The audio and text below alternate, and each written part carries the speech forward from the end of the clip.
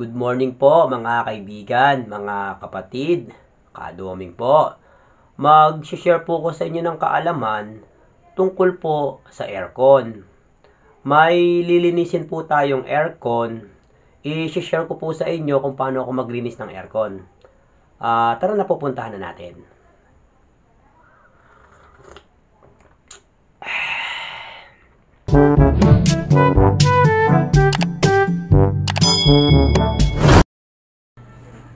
Ito po yung sinasabi ko po sa inyong lilinisin natin.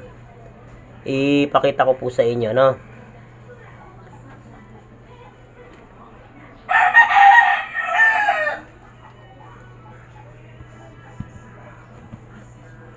Buksan po natin tong kanyang filter.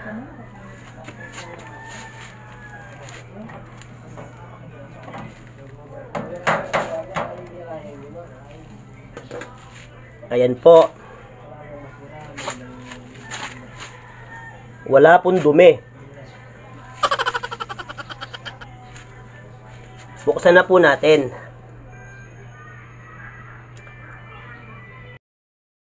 Ito po ang gagamitin nating tools sa paglilinis po ng aircon. Isang inko po na pantanggal ng tornilyo, pliers, Phillips screw na mahaba, at itong super spray. Yan ang kailangan natin. Buksan na natin.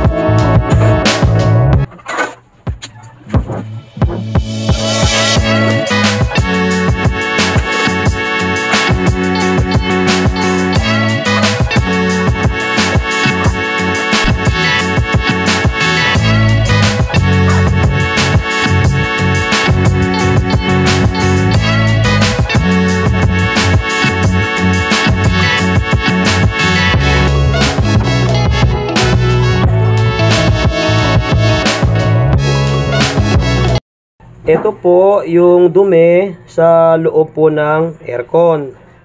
Meron na po siyang tawag dito. Parang ano na. You know.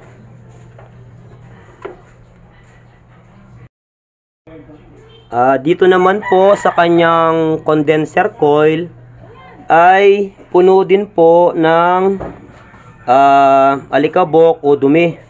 Tingnan nyo naman po, makakapagsulat ka na. Yan po yung sa loob po ng aircon. Tingnan po natin dito sa labas.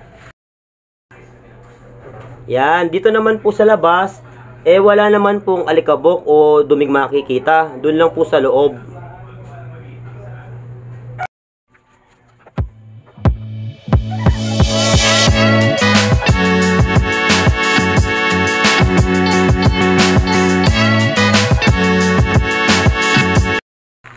Bago po natin isprayan yung aircon, ibalot lang po muna natin yung mga kanyang pyesa. Kahit hindi po totally maselan ito, dahil ito po ay non-inverter naman, kailangan pa rin po tayong mag-ingat. Ibabalot lang po natin yung mga pyesa. Yan.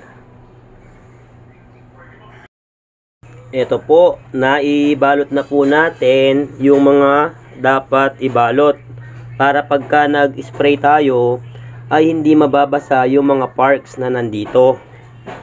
Ganun din po ang gawin ninyo kung kayo po ang maglilinis o magdi-DIY po kayo ng aircon na linis. Dito po sa kabila, yan, nai-plastic na rin natin yung kanyang fan motor. Importante rin po na ibalot nyo yan. Yun naman po kanyang compressor, yan ganyan, hindi naman po yan maselan. Para sa hindi po nakakaalam, hindi po yan maselan. Kahit po yan mabasa, wala po tayong magiging problema dyan. Yung fan motor lang po ang importante na hindi mabasa, at yung mga sa kanyang controller dun sa switch, yun po mga importante po yun. Hindi po dapat yun basa, baka po kasi mag short circuit dahil sa tubig. Okay na po tayo, spray na po natin. Dito naman po, ito po kasi kanyang styro ay hindi ko na po ito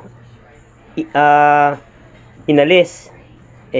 Nahirapan po ako magtanggal dahil po dito sa axle ng pan o yung kayang shafting. Gawa po ng hindi ko po matanggal yung tornilyo dito, nahirapan po ako magbaklas, kaya hindi ko na po tinanggal.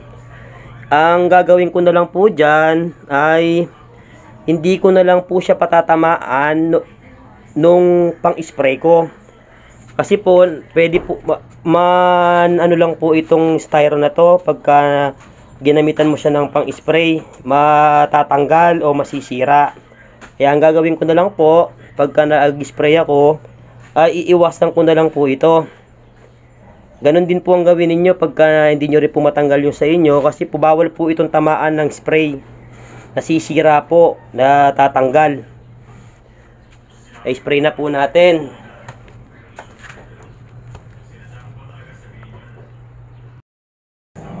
Ito po pala yung gagamitin ko pong sabon na panglinis ng aircon.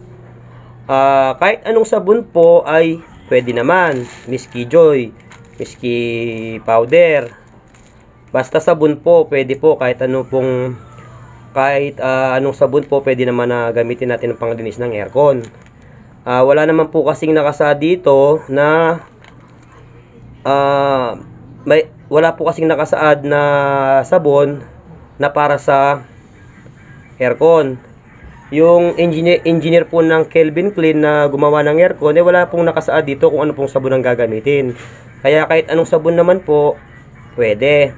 Tatanggalin lang naman po natin yung alikabok o naging arang dun sa kanyang condenser coil at kanyang evaporator coil. Yan. Isang balde po, ang sa akin po, yung ginawa ko po, yung isa po nito, ito, isang balde.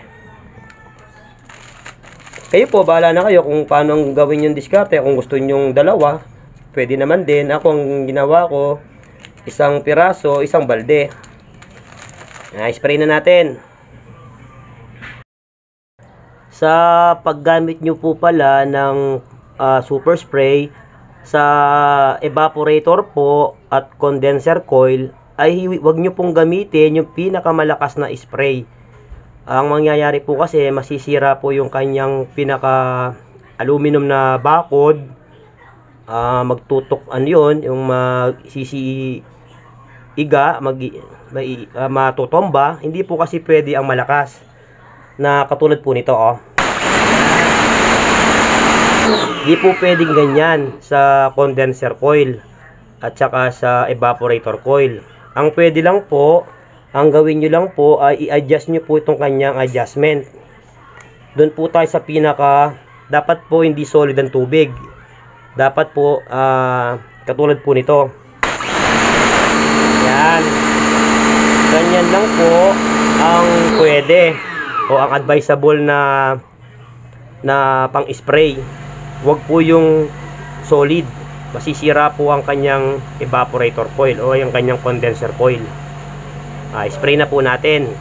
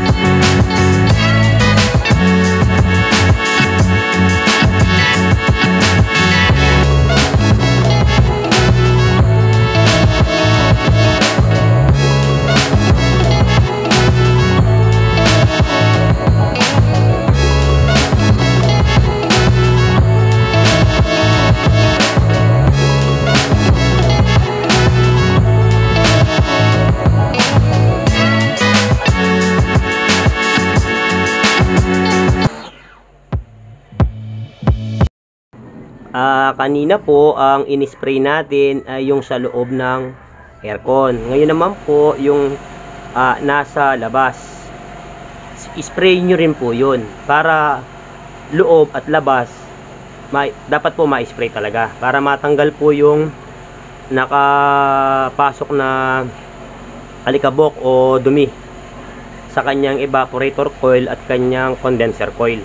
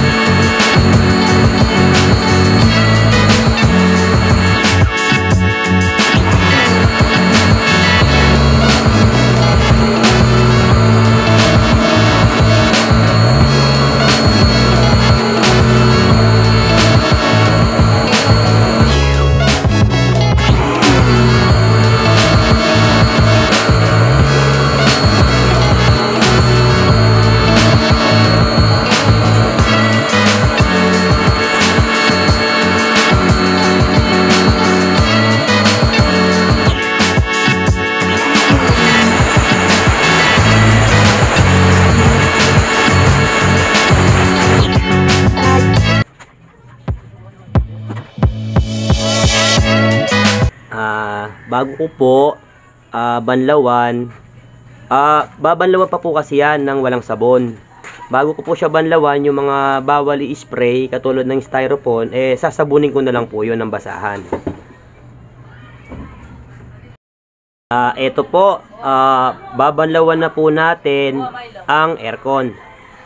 Wala pong sabon ngayon, no? Tubig lang po puro.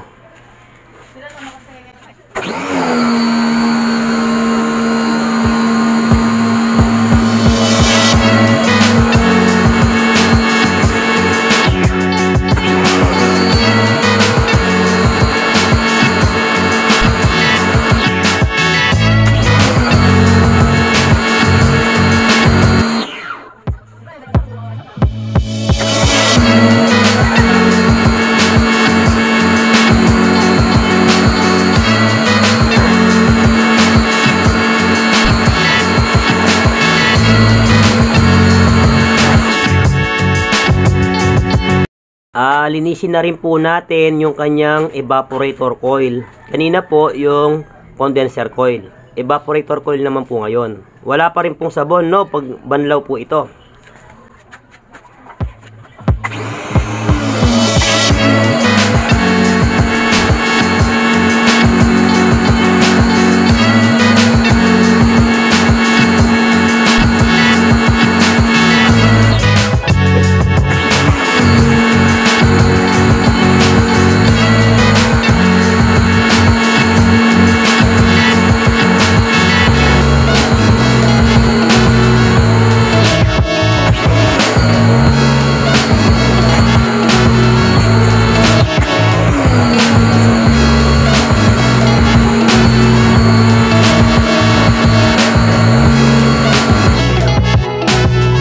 Banlawan na po natin yung aircon. Isusunod ko naman po yung iba pang parts.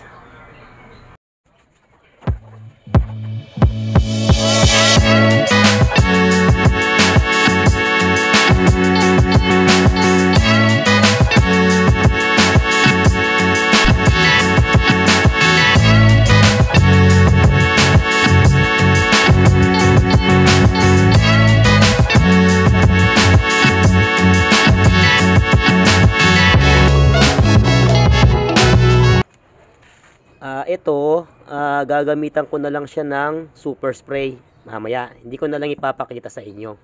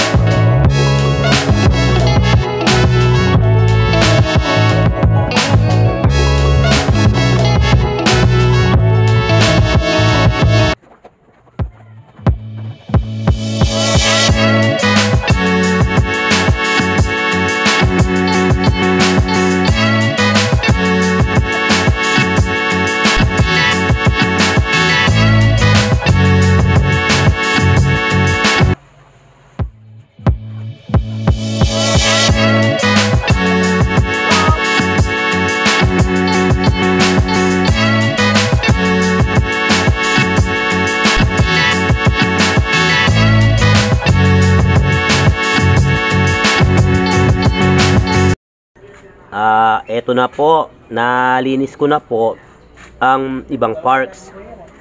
Ang problema ko na lang po dito ay kung paano ko po siya ibabalik. Joke lang po.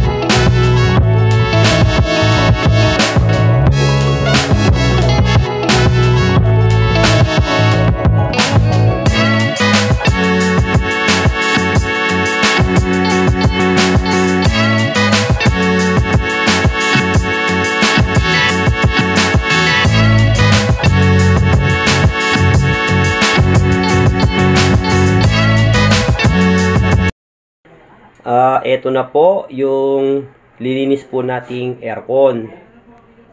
Yung iba po, hindi ko na po naipakita sa inyo dahil po yung kapitbahay namin dito ay nag-sounds. Bawal kasi yung music sa vlog. Pinagbabawal yan ng YouTube. Kaya yung iba, hindi ko na lang pinakita sa inyo. Buksan ko to kanyang ito. Yan. Yan, okay na tayo dyan. Ayos na. At ganun nga po akong maglinis ng aircon. Kung nagustuhan nyo po yung ginawa ko pong videos, ay huwag nyo pong kalimutan na mag-subscribe po sa aking YouTube channel, mag-like po at mag-share na rin. Isa-shoutout ko lang po yung may-ari ng aircon. Shoutout po kay Ate Au Tumambing. Salamat po sa panonood.